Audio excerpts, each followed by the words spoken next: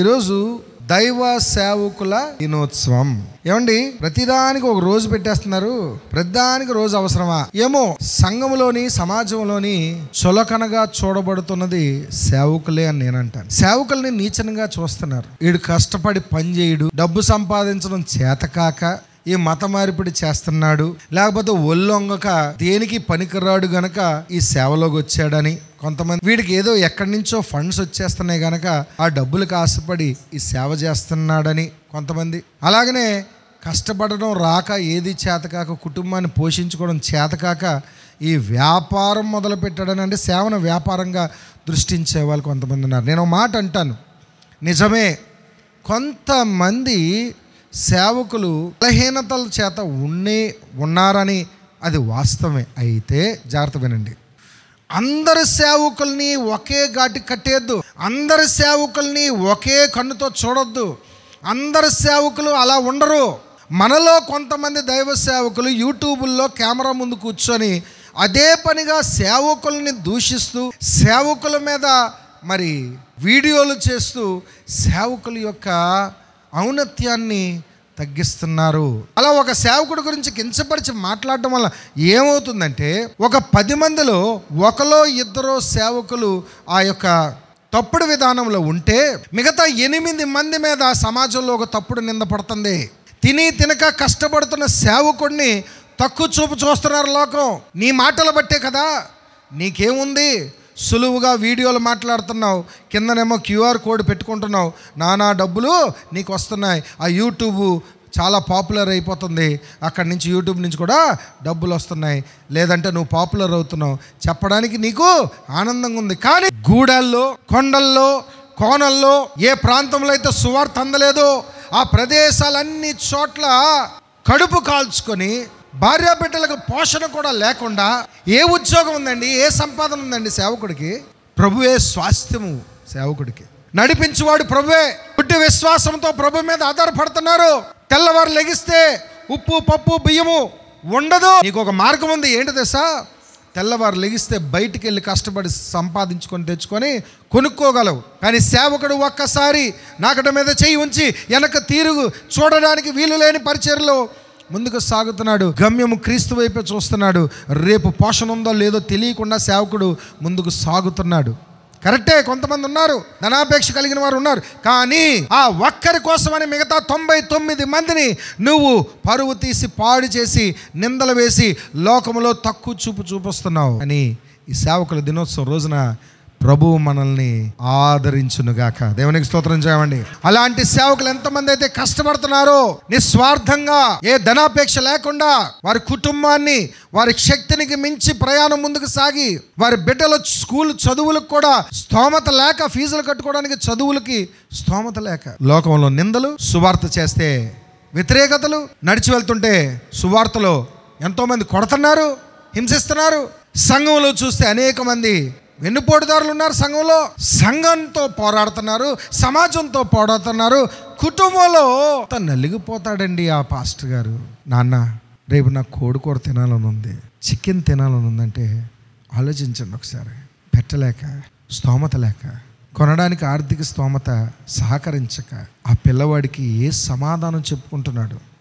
నాన్న, school fee కట్టుకోవాలన్నా, నేను చదువుకోవాలని ఉంది.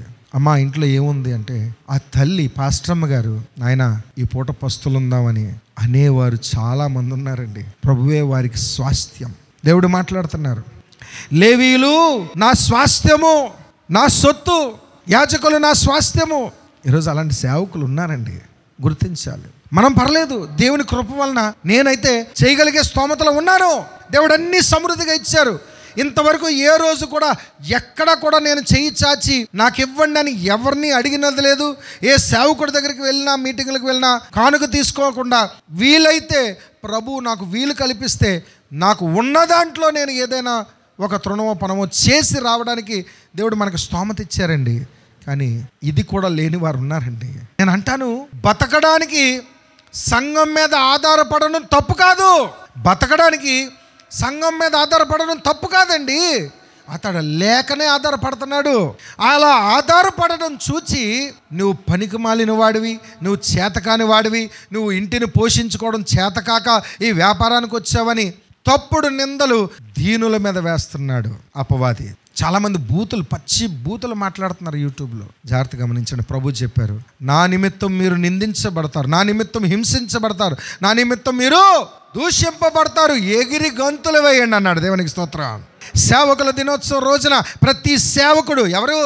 నిస్వార్థంగా పనిచేసే సేవకుడు. ఒకవేళ స్వార్థపూరితంగా నువ్వు పనిచేస్తున్నావా, దేవుడు నీతో మాట్లాడును గాక. ఒకవేళ ఏ సేవకుడైనా నువ్వు కష్టకాలంలో ఉంటే, ఏ సేవకుడైనా సంఘం మీద ఆధారపడితే తప్పు లేదు. దేవుడే చెప్తున్నాడు, ఆ దూషణ మాటలన్నీ ఆయన కొట్టేస్తున్నాడు. నేనున్నాను, నువ్వు ధైర్యంగా ఉండు, గంతులు వేయము, ఉత్సహించుము, నీ యొక్క భాగ్యము గొప్పది. దేవునికి స్తోత్రం చెప్పండి. గుర్తించాలండి, సేవకుని గుర్తించాలి. నేను మీకు ఏం చెప్తున్నాను తెలుసా? ఇప్పుడు నన్ను గుర్తించండి నేను చెప్పట్లేదు, మనం గౌరవించుకున్నాం, బాగానే ఉంది. చాలామంది తినక పరిస్థితులు బాగాలేక పరిచర్య చేస్తున్నారండి, సేవ ఆపట్లేదండి. మేము ఎన్ని రాష్ట్రాలు, జిల్లాలు, మండలాలు, మారుమూల గ్రామాలు, పెద్ద పెద్ద సిటీస్ అన్నీ తిరుగుతున్నామండి. సంపన్నులైన సేవకుల్ని చూసాం, పెద్ద పెద్ద వేల మంది సభల్లో మాట్లాడిన అనుభవాలు ఉన్నాయి.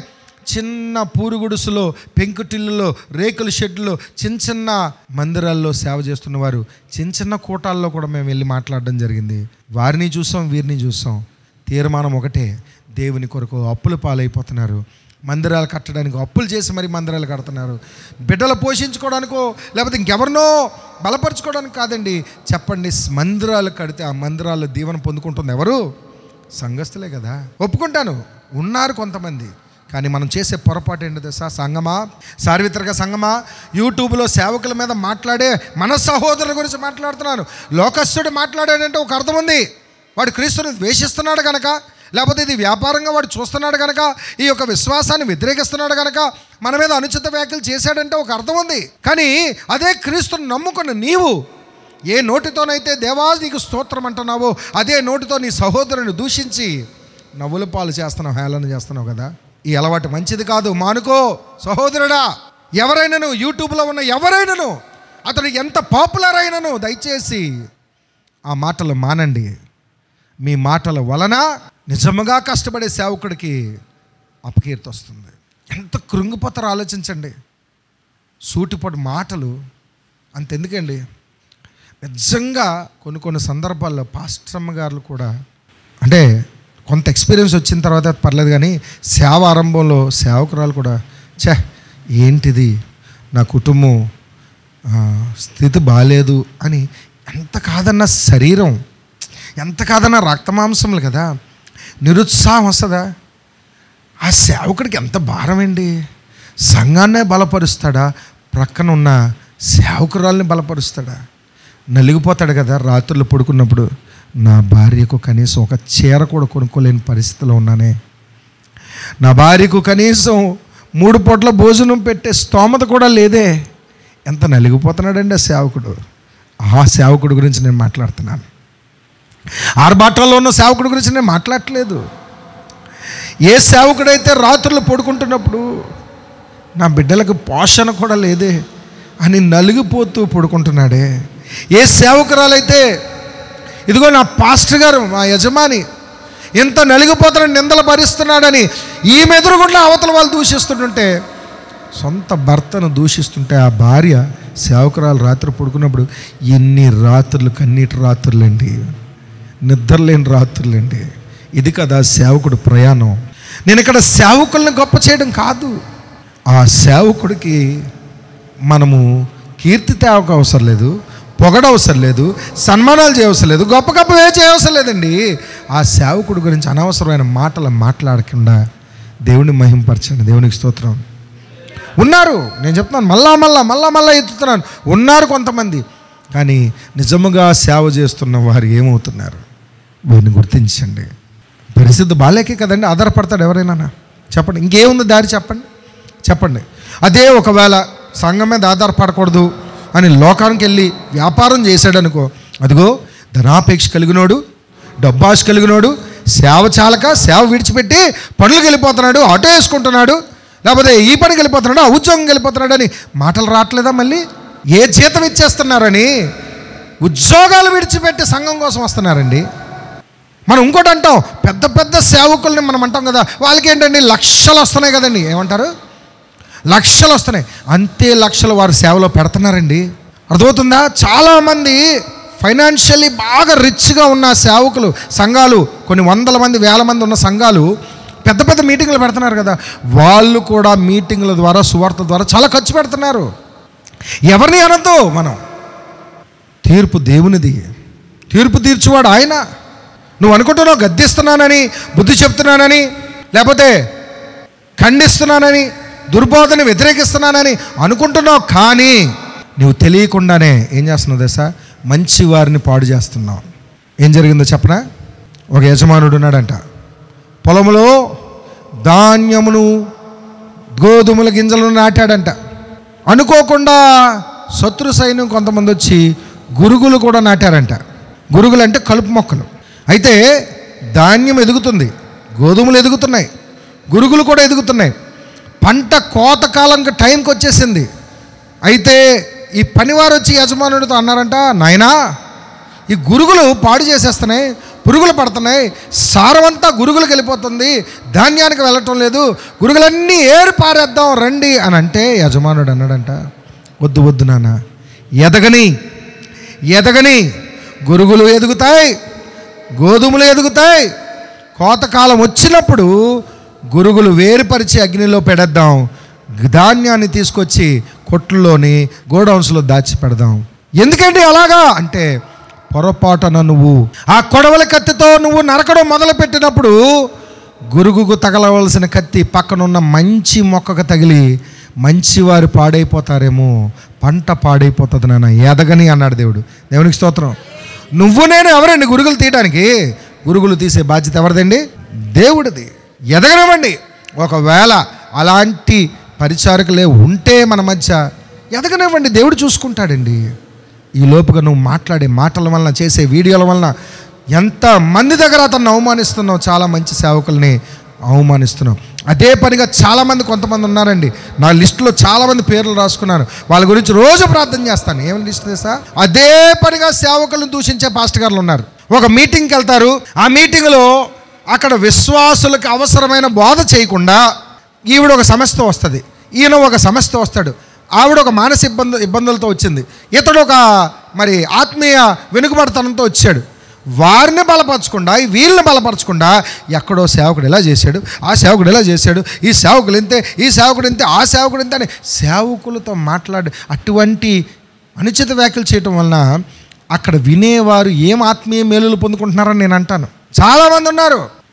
స్వార్థం, ప్రేమ కాదు, దేవుని వాక్యం పట్ల ప్రేమ కాదు, దేవుని రాజ్యాన్ని కట్టే తీర్మానం కాదు, లేకపోతే అసూయపడడం కూడా కాదు. స్వార్థం, తన్ను తాను హెచ్చించుకోవడం కోసం ఇంకొకరిని తగ్గిస్తున్నాడు అక్కడ. అది కదా చేస్తుంది. దేవుడు మాట్లాడుతున్నారు ఏంటి తెలుసా? తగ్గించుకున్న వారు హెచ్చించబడతారు, హెచ్చించబడిన వారు రేపు తగ్గించబడతారు. నీ స్వార్థంతో నీకు నువ్వు పాపులారిటీ కోసం అలా చేస్తున్నావు. అది ఎంతమందిని ఎఫెక్ట్ చేస్తుంది. ఈ సేవకుల దినోత్సవం రోజున సంగమా, సేవకుల ద్వారా దేవుడికి మహిమ వచ్చును గాక. ఆమేన్ చెప్పండి. సేవకుల ద్వారా దేవుడికి మహిమ కలగాలి. సేవకులకు మహిమ రాకూడదు. సేవకులకి ఎప్పుడూ కూడా మహిమ రాకూడదు. దేవుని మహిమను ఏ సేవకుడు దొంగిలించకూడదు.